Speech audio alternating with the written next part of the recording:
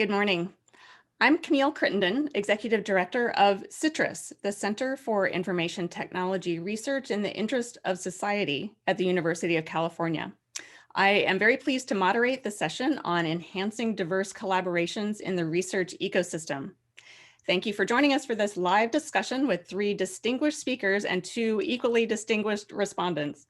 I will introduce the 3 speakers who will recap the main points in their pre-recorded videos and then welcome the respondents to lead a discussion among the participants. We invite your questions and comments in the Slido app during the remarks, and we'll try to address them during the session at the end. What ties the perspectives of our speakers together is a deep commitment to ensuring that university-based research has opportunities to bridge strongly to communities affected by that research, and that such collaborative, community-engaged research is fully recognized by the scholars' institutions. This approach to scholarship has been described variously as use-inspired research, engaged research, Pasteur's quadrant research. Recently, a consortium of universities has come together to recognize HIBAR research, highly integrative, basic, and responsive research. The HIBAR Research Alliance works to promote and support projects that are partnerships of academic researchers, societal experts, and affected communities on a range of topics from population health to climate action to civic engagement and much more. You can learn more about this effort at hibar-research.org. Our 3 speakers will present their ideas on the value of the HIBAR approach and ways their institutions are fostering such projects to become more prevalent and successful. I'll introduce each of them and ask them to speak individually, and then we'll return to a group discussion. So first we'll turn to Alejandro Adem, President of the Natural Sciences and Engineering Research Council of Canada, who will discuss how funding programs can catalyze the necessary changes in the university system. Alejandro. Thank you, Camille. It's a pleasure for me to be here to tell you a bit about the programs that we have developed to encourage, to create these linkages between the fantastic research being done at universities and industry, not-for-profits, and other government entities. So NSERC is one of the largest funders of university-based research in Canada. And we fund all sorts of research, all the way from the blue skies to the applied pre-commercialization. Now, the particular instrument that I think is relevant here is the Alliance program. That is a program where we bring together groups of researchers based at universities to address problems from industry, not-for-profit organizations, etc., that have societal impact. This involves a certain amount of funding that comes from our organization together with matching from the private non-university entities. And now this ties in with what my colleagues, other speakers have talked about, because the new university that we like to talk about, a university that's engaged in addressing society's problems, not just at the theoretical end, but also moving knowledge out, mobilizing knowledge to address these issues. The better we have that mechanism working in the universities, the easier it is for researchers to access programs such as ours. Now, our programs really touch on a number of very targeted, very, shall we say, societally impactful issues. I can give you a few examples from my video. An intelligent point-of-care ultrasound system for neonatal intensive care units that was developed, a sustainable indoor intelligent aquaponics farming project, and a high-resolution climate projects for municipal risk assessment and resilience planning. These are just examples of projects that NSERC has funded and which are very well aligned with HIBAR. Thank you. Thank you, Alejandro. That was a great summary. Next, I'll turn to Anne Austin. Anne is University Distinguished Professor of Higher Adult and Lifelong Education and the Associate Dean for Research in the College of Education at Michigan State University. She will discuss her ideas on expanding integrative basic and applied research in service to society. Thank you so much, Camille. It's great to be here with this group of colleagues and with those who are assembled with us. Indeed, I'm going to offer a few comments about the notion of how do we expand HIBAR, that is research, again, to keep it in the forefront of our mind, that's inspired by use and that's deeply engaged with society. And one point I wanted to make in terms of how we think about expanding it is that I think there are historical roots of this work in many of our universities and colleges already. I'm at Michigan State, which is known as a research and land grant university. And we use the term engaged research. And one of the phrases we've used over the years that I really like is the notion of advancing knowledge and transforming lives. And right at the heart of that notion of advancing knowledge and transforming lives is the notion of extensive, deep partnerships with multiple communities, and especially partnerships that are very mutual in their purpose and benefits and very respectful also. The first point I wanted to make here is that as we think about expanding what we're calling HIBAR research, I think we can build on some of the roots that we already have to do that. And sometimes we may use different language, but at the heart of this is the notion of research that's inspired by use, but deeply engaged with society. And I really love the term transforming lives. Couple examples within my own university and colleagues that I know would be work, for example, I'm in a college of education, research in schools where colleagues are interested in finding out more about how learning occurs, but doing it in complete collaboration with teachers who also have the immediate issue of helping children tackle those difficult math problems or concepts in social studies that they're seeking. That would be an example of HIBAR research. I have another very distinguished colleague, Terry Taylor, who for many years has worked in Africa, in Malawi, focused on issues of malaria, the research on malaria, but working deeply with community leaders and medical professionals and treating people in making great advances on malaria. And my own work has involved much time in South Africa, studying organizational change, but at the same time, working in post-apartheid Africa to change teaching systems. As I'm thinking about how do we deepen this kind of research, a couple points I wanted to make briefly. One is that I think there are some challenges, and I'll mention just three briefly now. One is that researchers, colleagues working in universities typically are socialized primarily to basic research, to do basic research. Learning how to do more HIBAR work, how to create the partnerships, how to function in multiple cultures, the disciplinary culture, but perhaps with other communities, we have to learn about. Second challenge, I think, is the time it takes to build these partnerships. Sometimes that's time away from campus, and it's just literal time across months and years. Third challenge is our university evaluation and reward systems. I think often typically are more oriented toward more basic research and often struggle as systems more with the HIBAR type of research. And then finally, we can perhaps talk more about this in the discussion, but I think to address these kinds of challenges and others, we really have to think about how do we prepare our future faculty, our graduate students to understand this work and perhaps have some opportunity to engage in it. I think Alejandro mentioned, and I think perhaps Michael Crowe will bring up, the fostering of these relationships between researchers and the broader communities takes time and effort, and I think we continue to have to learn how to do that well. And I do indeed think we have to think about our reward systems and figure out how they can more fully support the kind of research that we're speaking about today. Thank you, Camille. Thank you. Well, the good news and the bad news is that there's no lack of challenges and problems for us all to tackle. But I'm very glad that we have such a great team to start thinking about how we go about that. So next I'll turn to Michael Crowe, who is president of Arizona State University, and he will discuss a new evolution of research universities.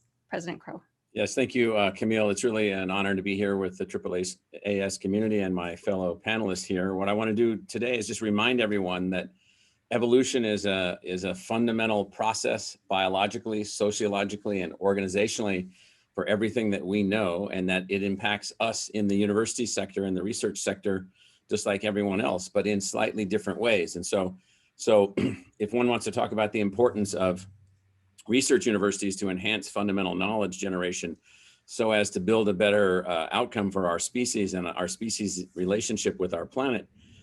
You have to go back 2,500 years to the original design of the beginning of the formation of the Greek academies and knowledge creation and so forth. And here we are 2,500 years later, deeply and rapidly moving forward. In the US, we've had 4 successful waves of evolution. And the most important point is, unlike biological evolution and most organizational evolution, the strange thing about academic evolution is that each of the previous waves came into being, like wave 1, the colonial colleges, and then their descendants, and then also evolves on its own. It isn't replaced, it's only augmented. And so wave 4 was the emergence in the late 19th century of the American Research University model, an unbelievable set of institutions, an unbelievable classification of institutions, unbelievable impact, the marrying of the British model of a college with the German and Swiss and Danish model of a technical institute. The bringing of those two things together has created unbelievable outcomes, but it also has created then, I don't know what to call it other than a denial of evolutionary forces. And so one of the things that we've done in the research university community itself is that we've now operated under the assumption that such institutions must be elite in all things, not only an elite faculty, but fewer and fewer students in terms of the breadth of their life experiences. And what I mean by that is, if you only admit students with A+ grade point averages from high school, you're not getting the full spread of talent or energy or grit or experience or life drive or what have you. And so what's occurring, and it's very much consistent with the whole notion of HIBAR, highly integrative, basic, and responsive research, is the emergence of a new wave, what William and I are calling the 5th wave, the emergence of highly scalable, highly egalitarian institutions which have fundamental discovery, research discovery, and highly integrative, basic, and responsive research as a core element of this next step of evolution.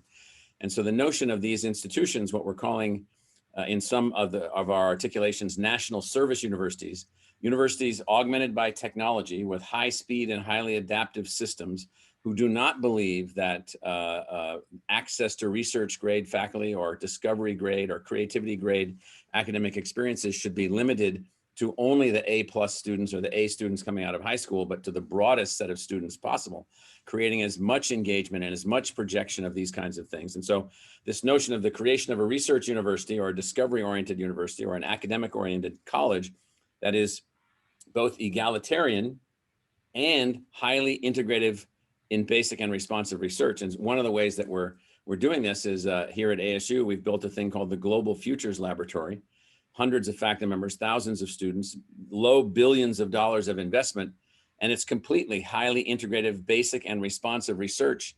Think of it as a medical school for the earth, or a medical school for humans' relationships with the earth, which is all about driving towards outcomes, but using fundamental research to be able to get there. And I only would leave you one additional point. If you think we figured this out, then why is it that we can't get people to understand what messenger RNA is, or what ribonucleic acid is, or what ribonucleic acid-based viruses are, or how one fights against these viruses? Meaning, we have a long way to go, and it's going to take new models, new scaling, new activities, and new ways of thinking about things, including highly integrative, basic, and responsive research, but at massive scale, engaged with larger numbers of people. So Camille, those are my comments to get things kicked off. Thank you, Michael. Those are really provocative remarks, and I'm delighted that we'll have time to dive into them. And I encourage our AAAS audience, if you haven't already, to go back and watch the spotlight videos that each of our 3 speakers have already recorded, because these are just snapshots of the more extensive remarks that they've already offered. So now I will invite our 2 distinguished respondents to pose questions to the speakers and engage in a discussion. And I again invite the audience members also to offer your questions in the chat, and we'll try to incorporate those as well. So first we'll turn to Lauren Whitehead, who's Special Advisor on Entrepreneurship, Innovation, and Research, and Professor in the Department of Physics and Astronomy at University of British Columbia. He will be joined by William DeBars, Associate Research Professor in the School for the Future of Innovation in Society and Senior Research Fellow in the Office of the President at Arizona State University. So Lauren, I'll start with you. Go ahead. Thank you, Camille, and thanks very much to our expert panelists for being here today and for the words you've already spoken, and I'm sure will be very interesting further thoughts. And so I really hope that you won't feel constrained by our questions. We will pose some questions to get conversation going, but this can really go wherever you would like. And already there's tremendous synergy between the three sets of comments that we've had. I will maybe use an expression that Anne used, which was, I think she referred to what lies at the heart of our language. There are so many words and terms and expressions bandied about, all of which relate to the idea of research doing good. And so we don't want to get too much into the technicalities of that, but more into the human aspects of that good taking place. So I have kind of an introductory question that will then divide into various detailed questions to which our respondents can respond in any way they like, but just to sort of begin the conversation. So I think one thing that almost everybody nowadays is familiar with is this term use-inspired basic research. And of course, that's research that is both of a fundamental nature, but also directed or inspired toward making the world a better place in a meaningful way. And in particular, the theme for today is one that involves this notion of, as we said in the title, enhancing diverse collaborations. So great successes often arise from diverse, powerful collaborations. So that's the topic. And this term HIBAR research simply refers to use-inspired basic research, where in fact, the work is co-led with external partners. And those external partners are key. The reason they're key is that they deeply understand the problem of concern. They're usually quite close to that problem. And they, in their co-leadership role, contribute wisdom, patience, and a sense of urgency over the long haul, over the long path from conception to success. And so those partners, in combination with partners in the university system, are a very powerful combination. So it stands to reason, if that's true, we would like to encourage it. How could we encourage more partnerships of that type? And so that's kind of the overarching question, at least from my perspective for today, is how we can approach that. And of course, we all approach it from different perspectives. So I think I'll maybe mention, and this is a long question, but all of the rest of my questions will be very short. But I'll just maybe mention two different perspectives on that. One perspective relates to those that fund research, funding agencies. How can they help to encourage more of these very powerful external partnerships with those in the university system? For example, can they share information about this idea? Can they help to encourage it that way? Can they build, as Alejandro has mentioned, features within programs that directly encourage partnerships? Or could they actually participate in the building of partnerships? A question that I think is very relevant today in terms of discussions of the Endless Frontier Act and NSF. So these are very interesting questions about funding. And then on the part of university leaders, there are sort of analogous questions, but they are different. How can university leaders help to train and support people to better understand how to do this, how to find these partners and how to work with them? And as has been mentioned, are there approaches from a promotion and tenure policy perspective that could help to encourage activity of this type? And then at a very simple level, how can we keep track of how we are doing? It's difficult to improve something if we aren't working at that. So these are all questions I'll perhaps come back to later, but I wonder if just to get the ball rolling, we could start, Alejandro, if you wouldn't mind, with you. And just sort of, maybe you might like to comment on just one of these aspects of helping to encourage partnerships from the perspective of sharing information, or you could talk about program features, or you could dive into the possibility of helping to build connections, whatever you like. Over to you, please. Yes, absolutely. Yeah, I think one of the key things which I've observed is that one should always think of the coexistence between the blue skies research and the research which is being deployed to address societal issues. These have to be coexisting at any given time, because a lot of the great ideas did arise from blue skies research, and which is ongoing, and we know how terrific that is. But at the same time, that does not preclude you from also investing in programs that can mobilize the research in the ways that you have described.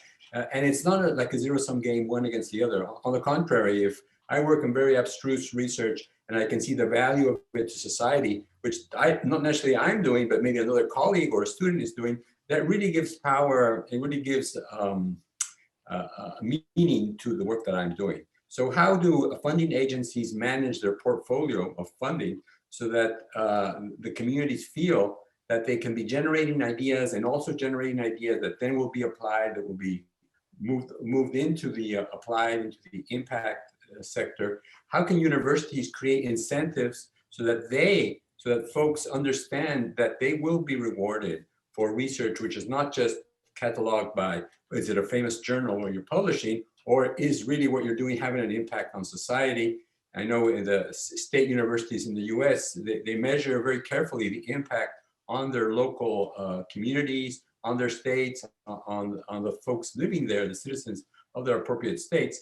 And that is, of course, a tremendous value and one of the raison d'etre for universities. So, but I think funding agencies have to be smart about creating these incentives and balancing this whole portfolio between the generation of new knowledge and the mobilization of that knowledge. Now, I think what is new, and maybe you're alluding to, is that we now see generation of knowledge that is from the very beginning created to address these issues. And that's where the interdisciplinarity and bringing together teams and bringing down walls between disciplines is very important. So, so this is what, the program I talked about, we're doing within our scope. A lot of work remains to be done, but I think it's very promising. And I think the younger generations of researchers do understand the importance of having that the research should have on society. Thank you so much. And Camille, I wonder if I could seek your guidance. We could stick with this question, but offer it to our other two panelists, or if you'd rather move on. Oh, I see Michael has his hand. Yeah, let's finish the question. I'd like to just throw a little monkey wrench into the overall concept. So it's the perfect question, which is it really the right path for academic research to be dominantly individualistic and dominantly hero model oriented? And I would say it should have those features, but not dominantly have those features if we ever actually want to embrace the full complexity of understanding nature and then adapting to that understanding of nature better outcomes for broader sets of people. And we're constrained by three things. First, we have a wholly inadequate philosophical base. We still believe in things that Plato laid down, like philosopher kings and the hero thinker and the dreamer of the new theory, and then the sanctification of these people.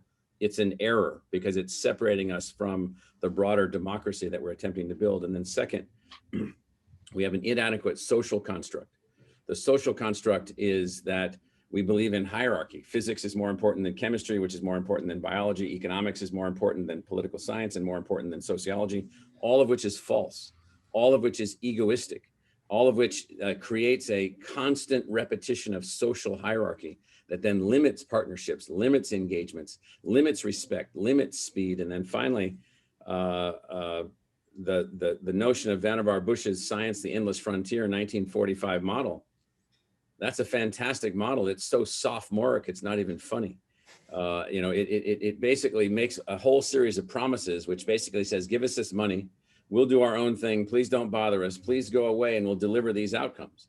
Well, that's a good start, but that's not where we need to end up. And so three things: we have an inadequate philosophy, an inadequate social construct, and we need a much more sophisticated social contract between science and the people in our democracy. Because right now, you said at the outset, whether or not we're, science for good and so forth and so on, we're net good, barely, and it's a race. And so we're not adding more net margin of good at the moment.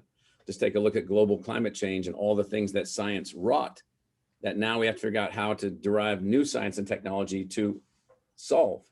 And so that's called net barely positive. Thank you, Michael. Go ahead, Anne.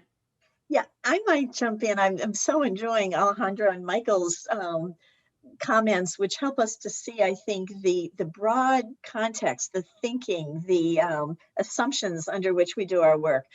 A lot of my work is, I would call on the ground, supporting individual faculty members or groups of faculty members. And so I'd love to bring to this question about partnerships and advancing this work a somewhat pragmatic perspective also, which is that I do think that many of our faculty have been need to learn how to do the work around partnerships, especially if we're talking about partnerships with those in the communities. Most of us have been prepared to have close colleagues in our fields, but that may be very different than working with someone in the Department of Fisheries and Wildlife, or in my own case, working with colleagues in South Africa post-apartheid, where every day there were new directives from the government that they had to work with.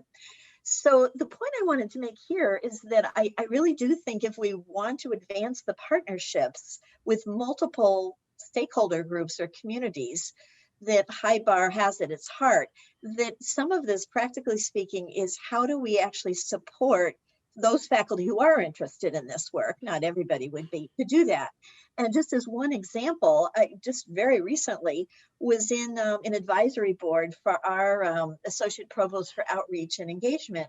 And part of what we were talking about, now this is really giving a very specific example, was would there be a way to provide some guidance, some templates, some opportunities actually for people to talk about how to initiate a partnership, say with a community group, how to actually talk with the community colleagues, not about I want to come in and collect data and take it and go back to the university, but how do we actually work together to define the issues, to define the problem, to think about what is mutually useful. And we were recognizing that, you know, certainly some people are very adept at this, but others might wish to do this work, but actually haven't had the opportunity to have those kind of very on the ground practical conversations and to frame them in ways that are, practically speaking, very respectful, have the partners feel that this is a partnership they really want to be part of. So I think, again, I'm giving a fairly specific practical point, but the bigger point is, I think we do have colleagues who would like to do this kind of work, but are not, they haven't necessarily had occasion to learn how to do it in the practical way of creating those partnerships. Yeah, those are great observations. And it sounds like we need a rethinking perhaps of the components of graduate training, at least in certain fields. That would be great to think about how to expand that and augment the skills that we're imparting to graduate students as they go through the process. So Will, I'll turn to you. I know that you also have a few questions you'd like to pose to the speakers and generate further discussion. Yes, well, I hope this builds on the previous discussion. Research universities are complex and pluralistic organizations that operate across interrelated epistemological, administrative, and sociocultural dimensions. What can academic leaders do to focus their respective academic communities on the importance of research that is both inspired by use and concerned with social outcomes? How does this sort of HIBAR approach become institutionalized? Which is to say, how do these norms and values become more deeply embedded in our academic culture? Anne, you're nodding. Do you want to start there?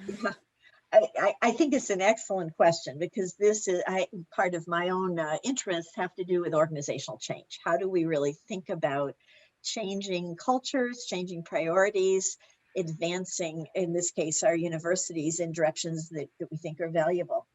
And I'd like to, I guess, make 2 points. One is that I think we do, when our goal is organizational change, I think we need to think what I would call systemically about the multiple factors that may be involved. I'll give you an example in terms of what we're talking about here.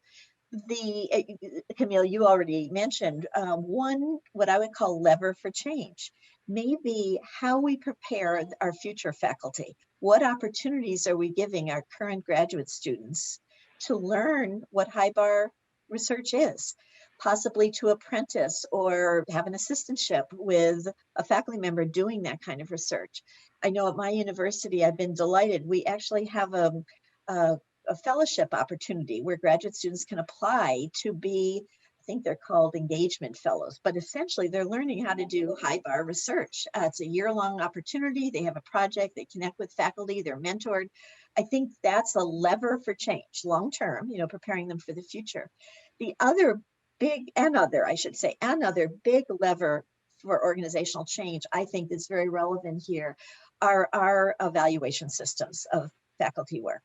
And I believe, Will, when you framed your question, you were saying, I think, what can senior institutional leaders do? And I think senior institutional leaders can help to give messages about how the evaluation system will work, what is valued. And, you know, I think faculty look closely at how tenure decisions are made, what seems to be prioritized. And so to me, one of the levers for change to advance this work as an organizational change goal would be to give very thoughtful attention to the evaluation processes and how people who sit on those committees, how those who give external reviews are guided to understand and interpret work so that faculty members feel that it's safe and appropriate to do such work and that they would be evaluated for the quality of work. That to me is a critical lever for change. Thank you. Absolutely. So it's both policy and culture, I think we're trying to embrace here. Alejandro, I'll move to you and wanted to ask specifically too, since you lead a funding organization. I know in the US, the National Science Foundation often evaluates proposals according to intellectual merit and broader impacts. And it seems like what we're talking about here is really enhancing the broader impacts weighting, perhaps, and how we're evaluating projects. I'm wondering from your perspective, from the Canadian National Funding Agency perspective, how you might regard that. Yeah, well, you know, I myself, having been many years in the U.S. system, I really understand a bit about the NSF, what they intend in that section. In our research partnerships programs, we talk about partnerships from the get-go. So it's not just explaining what a broader impact is, it's really what the grant is about. So they have to bring together the partnership between the university researchers, sometimes colleges also participate, and the company, the not-for-profit, or say the provincial government or international partner. You know, recently we had these wonderful projects with the UKRI and companies on both sides of the Atlantic. So I think that's what's different about that. The Alliance program is that from the very inception of a proposal, the impact and the partnership is being built in. And of course, the folks that are applying for this are researchers within our system. So they may have support for their own students or postdocs through other grants. So it's not a grant that excludes them from having access to other grants that we have. There's some chairs, research chairs, et cetera, and you see the most successful labs, the most successful practitioners will in fact be tapping across the board, all from the blue skies, all the way to the pre-commercialization and all the different ends. And that really is like a prototype of the modern day interdisciplinary impactful research. Now, on the other hand, one big discussion among funding councils is the methods of assessment for proposals. So we think of this a bit more scientifically, and we have recently signed DORA, this research assessment declaration, about how do you assess the impact of research, what is great research, going beyond the bibliometrics, the obsession with the bibliometrics. You have a paper in Nature and that's it. You're great forever.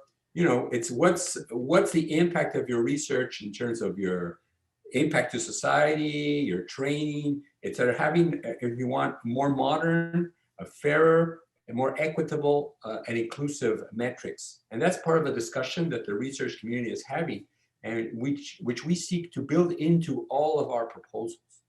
Together, of course, with high standards for equity, diversity, and inclusion. Right? So that is part of the scientific process. And all of this that we're talking about here, I think should feed into that, because in the end, the incentive is who gets a grant or who gets that promotion, who gets that. And it's really a partnership between the universities and the funding agencies, at least when we're talking about the research track. Yeah, those are wonderful things to consider, and trying to figure out how to measure the impact is a tricky question that I think we'll all be grappling with. Michael, did you want to weigh in on the role of the research university? You have such a wonderful opportunity at scale to make a difference. So tell us your thoughts. Yeah, I mean, to both of the last questions, I guess what I would add is that to Will's comment and question and yours, you know, it's all about it someday figuring out that, you know, we're not doing our society a good thing by deciding that we're building clonal replications of universities and then just chasing each other to higher and higher levels of quote unquote excellence and performance, as if the sole job of my, I used to be the chief research officer at Columbia University for many years as deputy provost there and as a faculty member there. And the obsession there was many things, but one of them was beat Harvard, beat Princeton, beat Yale. I'm like, well, why? Beat them at the same game. This is not a football game. You know, we're involved in the broadening of human knowledge. And so it's not just competition. We should have variation of approach, variation of disciplines. And so what we really need in all of this is we need to drive culture change through setting differential aspirations for each university, not the same aspirations for each research university. Second, we need to move some universities to being measured not just by what the individual faculty members do, or at least those that haven't left for a higher salary at the next university that they move to as mercenaries, just mercenary. But you know, actually, what did the university do itself? What was that institution's social impact? What was its economic impact? Actually measured, not just the individual, but the institution itself. And the last thing I would add is we have to find a way to accept different kinds of institutions. We absolutely must find a way to say that Arizona State University, the University of Washington, the University of California at Los Angeles, the University of California at Berkeley, your school, all Pac-12 schools, they all look too similar, in my view. And if we really want to expand human potential, and if we really want to expand engaging everyone, then the last thing we need are universities that are in fact similar. Very good observation. So we're moving into the last part of our agenda, and maybe we can have a sort of lightning round. If Lauren, you want to pose another question, we'll try to get responses from all three before we have to wrap up. That sounds great. I'll be brief. We've talked about change. An important part of change is culture change. An important part of culture change is learning new things. And here's the point. An important part of learning new things can be unlearning things that weren't really true to begin with, or at least need to be unlearned in order to open ourselves up to new ways of doing things. And I think we've heard quite a few comments that reflect on that. And I'd just like to invite our panelists to respond. What do we need to unlearn? And perhaps I could suggest Michael could go first, because it was really his comment that stimulated that. Well, one thing we have to unlearn is that Plato was right. Plato was right for a person with a point of view 2,400 years ago. What I mean by that is there are no philosopher kings. There are scientists, there are academics. We do our work, we advance things, we connect to people, we advance our society, we advance our democracy. We've got to stop being elitists, and we have learned to become elitist and grant elitist status to new people that are coming in. What a terrible thing. I thought we fought a revolution to get rid of that kind of stuff.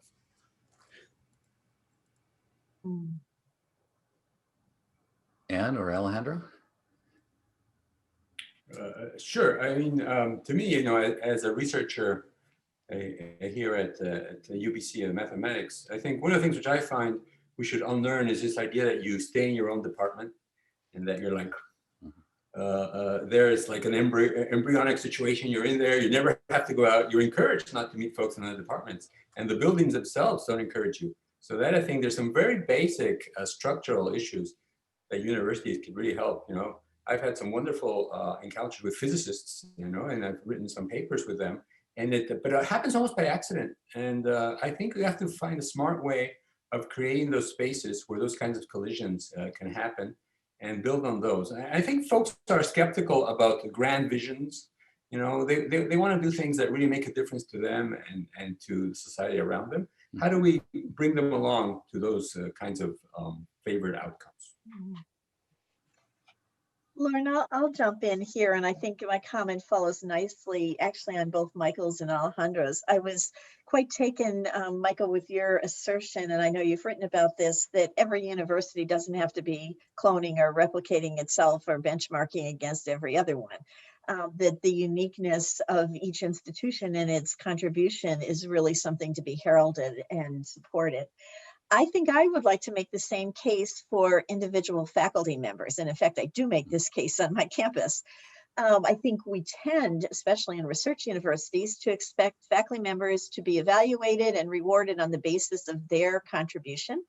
And there's a fairly understood expectation of what that would look like. I'm increasingly getting interested in the notion that collectively in a department or a program or a research group, we need to make contributions that span our research and our teaching and our work with the community. It's a comprehensive set of work, but everybody doesn't have to do the same thing, it seems to me. And that the more we can create the ability to work collaboratively, to think of who has talents that they can contribute in a unique way, and that the more we have ways to evaluate people for their excellence of their work without expecting everybody's portfolio to look just like everybody else's or have the same kind of balance of work. I think thinking more collaboratively and collectively is a challenge still for individual faculty members in research universities. Like Alejandro was saying, I'd love to have us figure out ways to work more across the barriers that departmental walls can often mean, but also that evaluation processes can mean. So just as Michael was suggesting, I think that we applaud the unique contributions and missions of individual institutions. I'd like to find more ways to do that with the individual contributions that faculty members can make. And I think that is some unlearning about how we do things currently. Thank you. That was well said. And it seems to me that something that rises to the surface among all of your comments is the value of diversity. So we're looking at the diversity of the individual achievements and specializations. We're looking at the diversity of the whole university and higher ed ecosystem, from Michael Crowe's comments about needing different kinds of universities, and then just the value of disciplinary diversity that Alejandro spoke to as well. So we have seen various studies about the value that diverse teams can bring. And so if we can think in that in a sort of expansive way about what diversity can bring to this sort of HIBAR research, I think we'll come out stronger through the process. Will, I'll turn to you just for if you have any final observations or remarks you'd like to make. Well, no, I mean, I think we've covered a lot of ground. I was going to ask about how HIBAR efforts could intersect with efforts toward initiatives that advance justice, equity, diversity, and inclusion, or how HIBAR efforts can be scaled up because the grand challenges require transdisciplinary collaboration, but that would take another hour to address the other questions that we might have. Great, thank you. So thank you all for such a stimulating discussion. We want to thank AAAS for giving us the opportunity to present these ideas in this venue, and really hope that the audience has gained some insight and inspiration for how HIBAR research might be effectively implemented or recognized at your institutions. We welcome your thoughts and feedback in the next informal mingling session. I understand there's a link to do that, or by contacting us through our organizations. I think we're all fairly easily findable. And again, please visit the HIBAR website at hibar-research.org to learn more. Thank you and enjoy the rest of the conference. Thank you.